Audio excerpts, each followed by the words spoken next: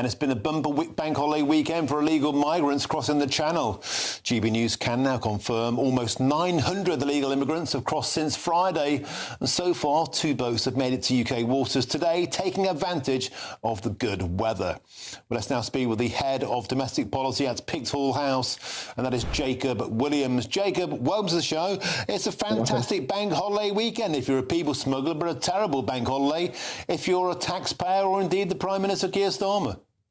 Absolutely right. And unfortunately, this is a pattern we've seen time and time again under Keir Starmer's government. There's no clear policy and no leadership on this issue. There are things we could be doing to try to stem the flow of illegal migration into this country, such as organising detention centres to properly detain and process migrants here, and deportation agreements with the countries of origin. But there's no clear solution being offered, and we're just simply being asked to accept this, and nothing is being done time and time again as this government staggers on. So it really is a very depressing situation for anyone who cares about the integrity of our borders.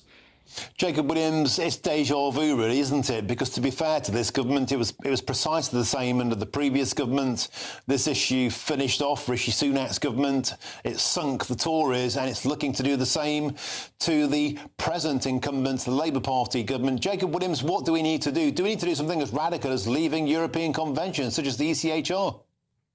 Well, we certainly need to take a very hard look at exactly what legal rules are preventing us from taking simple common sense action. But it's very easy looking at these headlines and looking at these very dramatic images of small boat arrivals to forget that the vast majority of migration, including migration of many people who are not working or who are on welfare or who are committing crime in this country, is in fact perfectly legal migration. And this has been at unprecedented and extraordinary levels for many years, since Boris Johnson's decision that after Brexit, somehow this was a referendum in favour of unregulated mass migration from outside of Europe. And the people are against this, and it has done nothing of any good for our country or for those immigrants who are already here, who are integrated and who are productive. And speaking as a representative of a think tank who represent and are indeed run by British Muslims, we also agree that this is completely destructive and outrageous. Both legal and illegal migration needs to be drastically reduced. And if that involves taking a long, hard look at how our economy is going to function without the kind of cheap infusion of easy labour from abroad and without the artificial propping up this has delivered, then so be it. But we see no leadership from this government or from the previous one or from really anyone who's been in power in the last several years.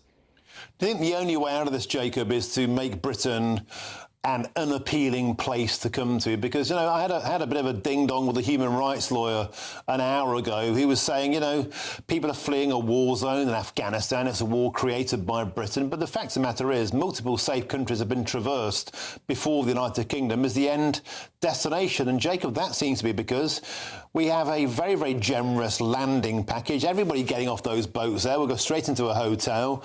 They'll be fed, they'll be clothed, they'll get a mobile phone. There's practically no chance of deportation, even to countries like Afghanistan. There's practically zero chance of deportation because we have no returns agreement. As a consequence, the country's becoming a laughingstock. Well, that's absolutely right. The whole situation is farcical and ridiculous. These are migrants who are coming from France, which is already a safe country. And you're quite right that there needs to be something seriously done to deter them. As we've suggested, detention centres would be a good start rather than hotels. And yes, something has to be done to place pressure on countries like Afghanistan to accept returnees. If that means threatening to cut off aid or whatever else it might be, that would be a very prudent and sensible first step. Okay, thank you very much indeed for your company today, Jacob Williams. Pleasure to have your company. Take care on this Bank Holiday Monday now.